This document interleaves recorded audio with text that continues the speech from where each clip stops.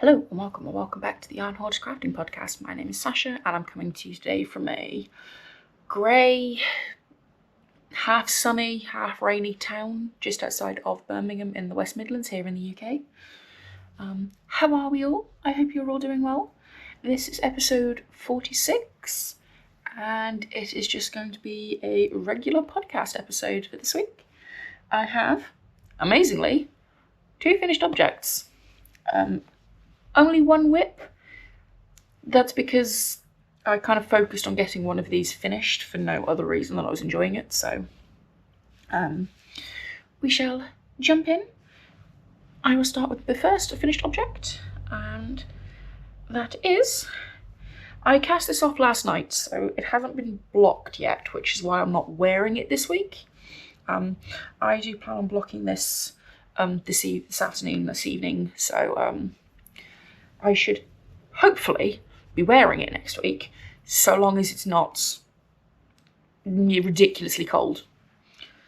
And that's because it is my vest number 2 spring edition by My Favourite Things Knitwear.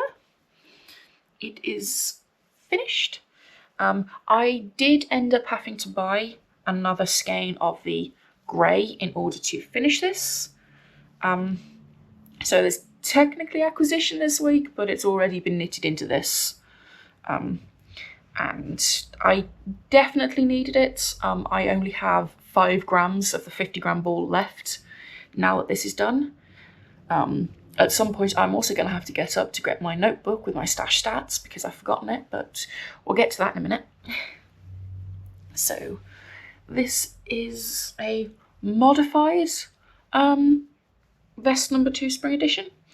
I raised the armholes by about 2 inches because in the pattern it has you join the underarm at the same time as you join the V, and that resulted in it being too low in my previous one.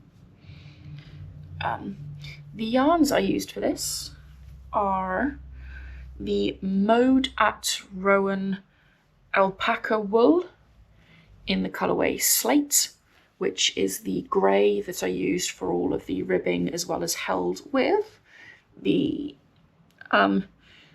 Halo Lace by Lottie Knits, which is the pink Surrey fluff in the colourway Foxglove. I absolutely adore this. I'm looking forward to having this blocked, and I'm so glad I can now wear this as the weather starts hopefully warming up a bit. So this is my finished vest number 2. I am very, very happy with it. I will go over some more details next week when I wear it, once it's been blocked. But this didn't have tons of work left to do on it. I think last week when I showed it, I needed to do the armholes, and I ended up adding about 3.5-4 inches before I did the bottom ribbing. I've mentioned before I have quite a long torso. I'm quite a tall person anyway, but I am disproportionately more torso than leg, so I always have to lengthen patterns. This was quite a cropped sweater vest anyway. I think she says to work the back for about 20 inches for my size. This I added 6 inches to it, so I think it's supposed to sit at like the top of like mid-rise jeans normally. For me to get that length I had to add 6 inches to it. So yes. Finished object number 1. As I said, there wasn't tons left to do on this anyway, so it's not a surprise this is finished. It is unfortunately not counted in January's stash stats. I finished this on the 3rd. What was yesterday? The 3rd. I finished this on the 3rd of February. So finished object number 1. I I love the colour. Like, I love the pink, and then I love when you can see, like, when there's more patches of the grey shining through the fluff. I think it looks amazing. I look forward to wearing this next week and styling this properly and being able to show it to its full glory.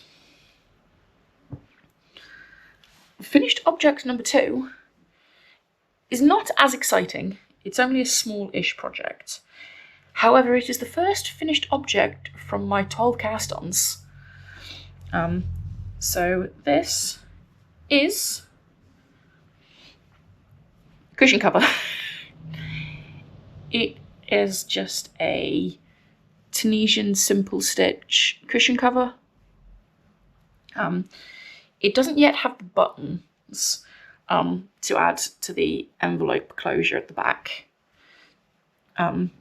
Once I've got the buttons and sewn the buttons on, I might add a couple of, like a row or two, just to cinch it in a little bit, because it seems to be a bit gapey. So there might be another couple of rows added to this, but for all intents and purposes, it's finished. So this is using the Karen Latte Cakes in the colourway Velvet Teal. This is how much I have left. So these are 250 gram cakes. I had about that much left of a previous skein. So I definitely do not have enough of this left to make a second one, as I had hoped. But that's fine. I've got enough here that I could probably make a hat or something. Or a fluffy cowl, or something that I could probably make and just put into a pile to give as gifts. Due to the fluffiness, I don't know how well this is going to show the fluffiness of this yarn. I probably wouldn't give this to a baby. Probably wouldn't make a baby knit with this. It also sheds the fluff. When I was working on this, the fluff was going absolutely everywhere. It was shedding more than the alpaca in this.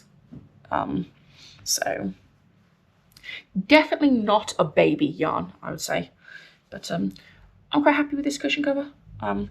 I somehow managed to mess up the sizing.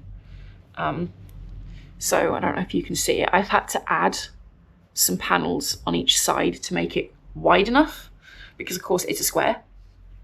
The cushion is a square. So I also made this a couple of centimeters smaller anyway, so that it actually hugs the cushion cover. But when my local yarn store reopens on Friday, I'm gonna pop in and get a 2 buttons for this. Also, when I showed my partner this, and I was like, and it hasn't got buttons yet, so I'm not gonna put it on yet. And he was like, why would you put buttons? Why wouldn't you put a zip on it? On fluffy yarn? Maybe because I don't want to have to listen to you swearing when the next time you spill tea on a cushion cover and are trying to get the cushion out. I love him, but sometimes he's a little bit derpy. But this is really nice. It is just a Tunisian simple stitch. There's nothing fancy about this. That's why this was so easy and quick to do. It's also a chunky.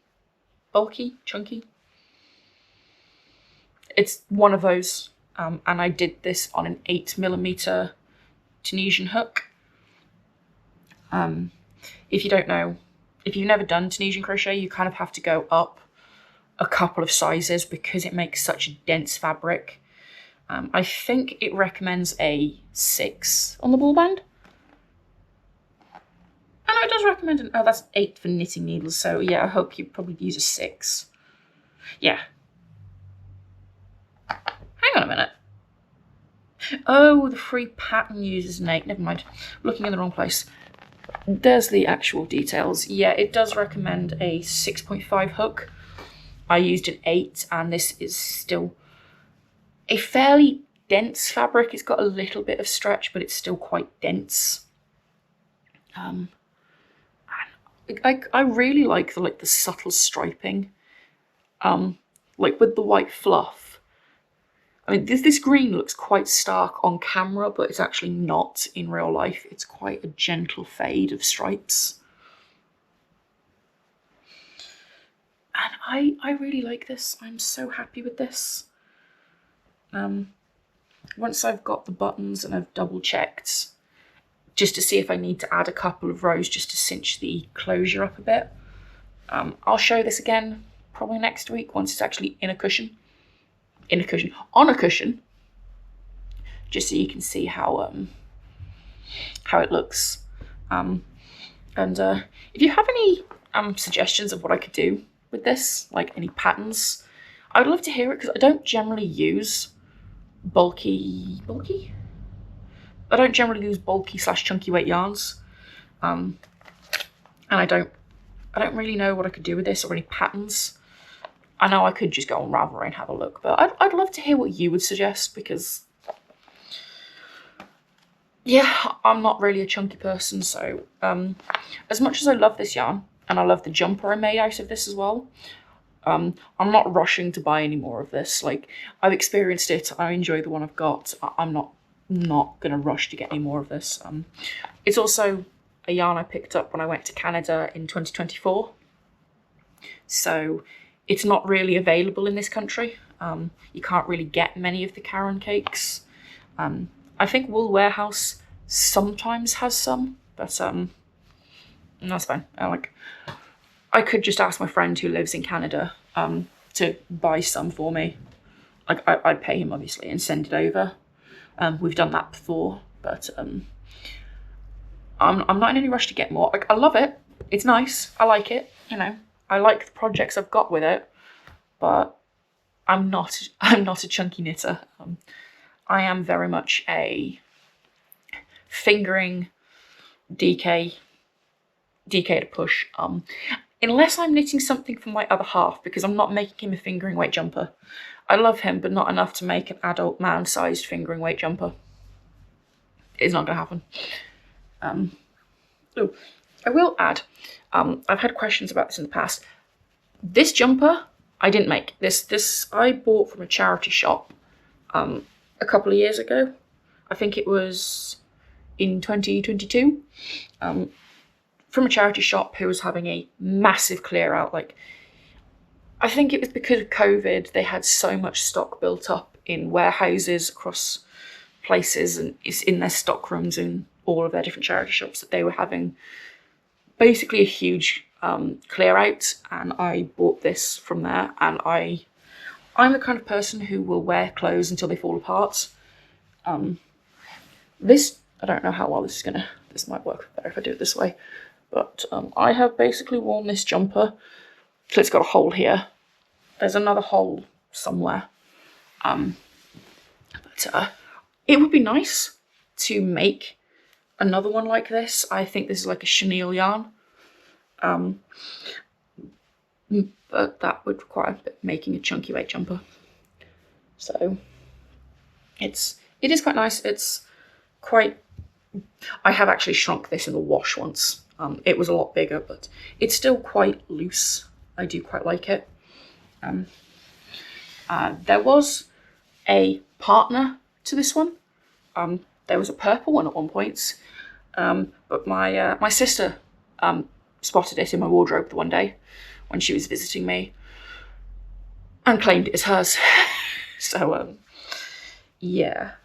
To be fair, she is the same as me. She will wear clothes until they either fall apart or legitimately do not fit her anymore. So yeah, they don't go to waste and stuff. I am not one of these like low buy minimalist people. That's not me. But I don't like clothes shopping, so I will wear the stuff I do have until it's dead, basically. Anyway, ramble aside, should we talk about my whip? My one and only whip this week. This is another one of my tall cast ones. I pulled this out to work on Monday. It's Wednesday at time of recording. Because I needed something to take with me to knit group. I'd got to the point where I had to buy another skein of yarn for this, which I would buy from my local yarn shop where my knit group takes place. Due to the way that knit group is set up, I wasn't 100% sure I'd be able to grab the skein of yarn for this until after it had ended, because we all sit in the shop, and one of the elderly ladies that go there tends to sit right in front of the stand for this, because the stand for this is it's out of the way, it's moved out of the way. So she kind of sits there and then she'll move. Like if someone comes in to buy stuff, she will move, but I didn't want to move her just to grab one skein of yarn from the bottom shelf. So I took this with me, and then I finished this afterwards, but this is my Carlisle Raglan by Maddie Moe. Picture, name, designer. All of this will be linked in the description box, like where you can find the yarns, what the yarns are. I say where you can find the yarns. I don't know about the Karen cakes, but I will do my best to find a link for you. Some of the colours of the indie dyers might not be available anymore, but I will link their website nonetheless. This, do I have a ball band in here? No, I don't, because this didn't come with a ball band. So this is the yarn I'm using. Please excuse the mess of the cake. The neighbour's cat found it. She's usually really good. She doesn't really bother. She kind of spotted this. It was in her way, so she knocked it off the thing, and it kind of got a bit. But this is the yarn. This is by Mothy and the Squid. Mothy and the Squid. Mothy and the Squid. I keep trying to call it Squiddy and the Moth. No, it's Mothy and the Squid. And this is the colourway Purple Orchid, which is absolutely gorgeous. Once I move to the main body, I will probably start alternating skeins. For my own sanity, I am not alternating skeins in the rib. And the reason I will probably start alternating skeins is there is a little bit of flashing going on. Pooling? Flashing? Pooling? One or the other. But this is the, as I said, this is the Carlisle Raglan that I'm making by Maddie Moe. This is the start. This is the rib. Because it's a folded over collar, I have to knit 5 or 6 inches of rib.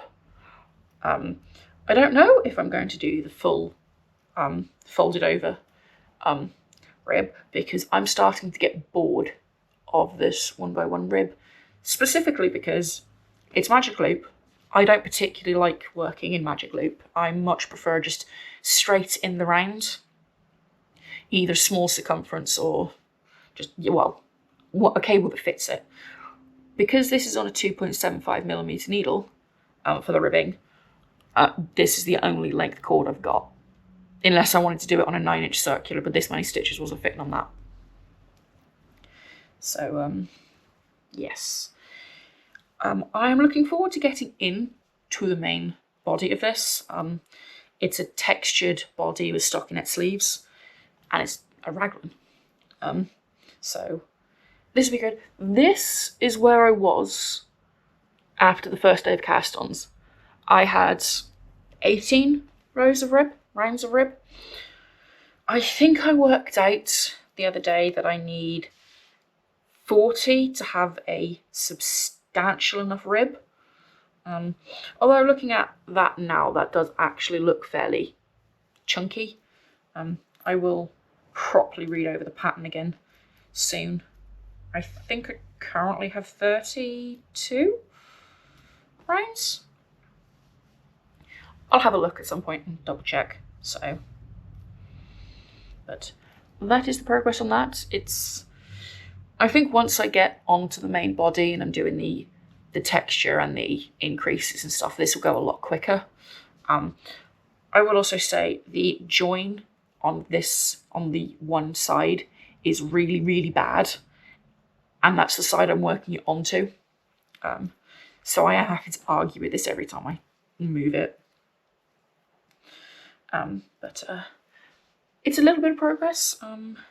So hopefully I will start getting more progress on that done.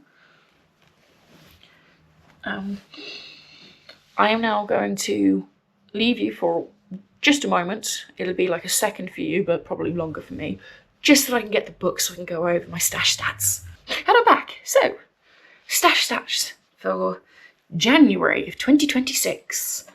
So I have a little book that I keep track of. I've been keeping track since 2023 in this, although the way I've been doing it has changed. So, in January, I finished 3 projects. I finished a poncho, a pair of socks, my Yuletide socks, and the Jones cardigan that I was making for my other half, which in total equals 1,412 grams out of stash. Like, yarn used, done, in a project, happy, finished. Which, that is really good. I will say the majority of all of that knitting was actually done last year. So, but it's good to have those things finished. I am glad they are finished and used up. And for yarn in, I only actually had one thing come in, which was my Super Effective Fibres yarn club for January. It was my 12 cast on. It was a blanket. If you'd like to see that, I shall leave it linked in the card up there. But that meant I only brought in 100 grams of yarn in January, which I am amazed by, quite happy with. Very, very, very happy.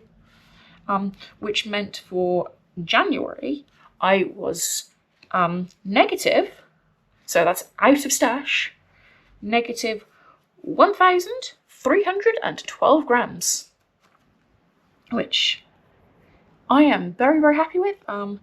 February looks to be shaping up to be a similarly low month.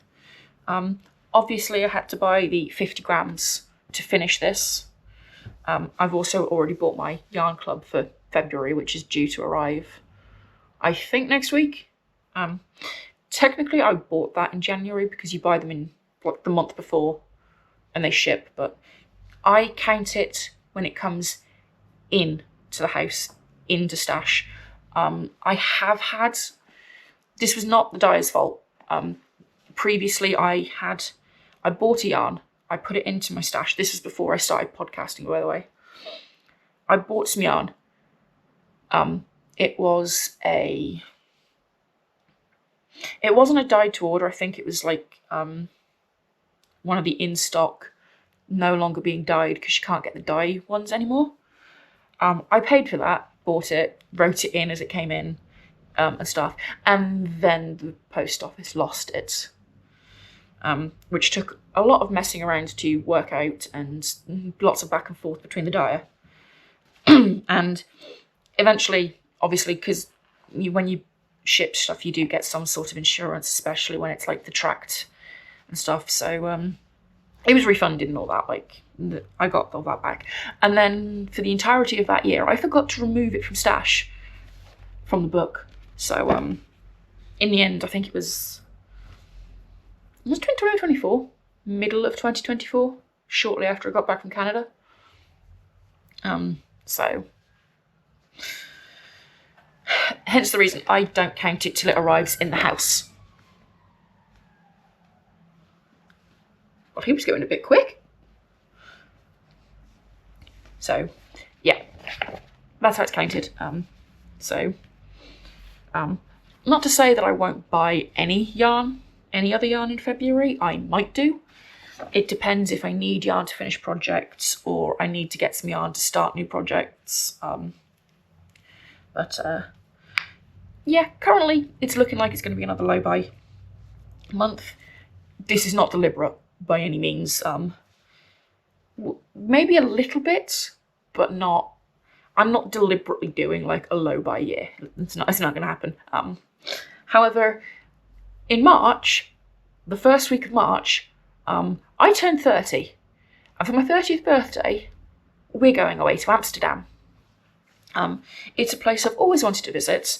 Even before I got into knitting and everything, I've always wanted to visit Amsterdam. A couple of museums, a couple of things, wander along the canal. Always wanted to do it. So we're doing that. But what's in Amsterdam? Stephen and Penelope shop. And it's not far from the Anne Frank House museum. So I'll be going there one day, and my partner has already promised to buy me a nice present from there for my 30th birthday. So there will be yarn coming into my stash in March. I doubt it'll be like, it'd probably be a sweater quantity, maybe a sock, maybe a skein for socks. Yeah. And then of course in April, end of April, we have Wonderwool, which I will be going to. I don't think I'll buy yarn. So we go to Wonderwool. I'm going to have to come back and rapidly edit all of that footage as well as a haul video on the Saturday, on the Sunday, because Monday morning we fly out to Dublin for a week. 5 days. I don't know if I'm going to buy any yarn in Dublin. I haven't really looked about yarn stores or any stuff like that. But there's a lot of travelling in our future and potentially a lot of yarn. I am going to try and keep it realistic. I don't want to end up buying tons and tons is just going to sit in stash for a year and a half or more. But yeah. And knitting content-wise and rambling-wise, I think that's everything for this week. I do want to show one tiny non-yarn acquisition that I found when I went shopping. On Saturday, me and my partner, we popped over to Maryhill. It's a shopping centre near us. We needed to get 2 things. We ended up spending about 5 hours there. Just wandering around shops, buying stuff that we needed, stuff that we didn't even realise we needed. We were like, oh yeah, we need to replace that. It's getting a bit worn, and important stuff that kind of, once it breaks, you're kind of stuck without it. So, but I found something while I was there, and the devil on my shoulder that's currently sat in a meeting in the other room insisted I bring it home. It's a pink dino! Isn't she pretty? So she is technically a Easter decoration. She's holding, I'd technically call it more of a spring decoration, but yeah, she was advertised as Easter, but I will probably keep her out year round, mostly. But she's so cute. She's got a little basket of flowers. She's got the little egg. She's got bunny ears. She's so cute. I absolutely love her. And if you saw my Christmas videos, you'll know that I bought a tinsel dinosaur and called him... I don't know what happened there, but my camera turned itself off, even though it's not got a full SD card and it's definitely not got a dead battery. If you're around at Christmas, you'll know that I got a tinsel dinosaur that I called Bobby. And I'm going to name this little lady Bonnie. So I've got a Bonnie and a Bobby. She is so cute. And I probably should leave it here for this week. I've been rambling for quite a while. I don't really have much else to say. Like, I haven't really been talking about life stuff, mostly because there's not really been much going on. I finally got my pre-op assessment form and appointment booked in, which not entirely thrilled by, because when I called them up at the beginning of January, the woman I spoke to in the gynae department said, oh yeah, we'll look to have you on the table by the middle of March. you know, won't be long now. I was like, excellent, that's great. Perfect. Yeah, the pre-op team decided that's not happening. Finally got the appointment through for the 20th of April. And when I called them up to say, well, what's going on with this? They want me on the table by middle of March. They went, oh no, that's not going to happen. We haven't got that many appointments because we're short-staffed. Okay.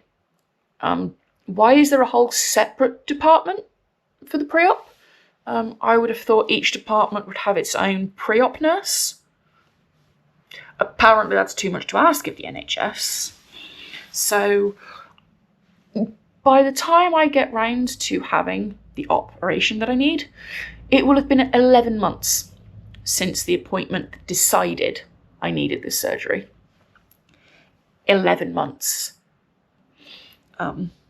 So not too happy about that, but there's not much I can do about it. I have been put on a cancellation list, so if by any chance the pre-op team has a cancellation, I am going to get called. I don't know how far down that list I am, but it's fine. There's not much I can do about it. Like, unless I wanted to pay to go private, I'm kind of stuck at the whims of the NHS. And you can't actually book the operation, like get the appointment for the operation itself, until you've had the pre-op assessment, because they don't know if you need further tests. Unlikely that I'm going to, like, other than the usual ones, like they'll probably do a blood test and, you know, given I'm female, there will be the usual pregnancy test, even though there's absolutely no chance, but, you know. Anyone's wondering, I've basically been told not to get pregnant because of my health issues, risk of life, all of that. Doesn't bother me. You know, I'm happy to be the auntie to all of the kids in my family, my partner's family. Like, that's fine. Like, I don't want my own kids. Like, I'll just be the fun auntie that they come to once in a while. But yeah. So, not thrilled by that, but we'll live with it. We'll make do. It just means that at least, like, if I'd had the op before going to Dublin, like, it would still have been at least a month before. At least I don't have to worry that I might not be fully recovered, especially given while we're in Dublin, we're going to a gig, which is the whole reason we're going to Dublin in the first place. We couldn't get tickets for them being here in Birmingham, like, which is like 20 minutes down the road. We had to get tickets for Dublin, which we're not fussed by. Like, we've always wanted to go. Like, there's a couple of different places in Ireland we'd like to go. Dublin's one of them. So, yeah. But otherwise, I shall leave it there this week. I've been rambling for what feels like about 40 minutes, and I need to go and get a drink because I'm starting to feel dry. But I hope you enjoyed this week's episode. If you did, please leave me a like. Maybe subscribe if you want to see more of me rambling away each week. I mean, who doesn't want to see a random person from England rambling? And I hope to see you next time. Bye, guys.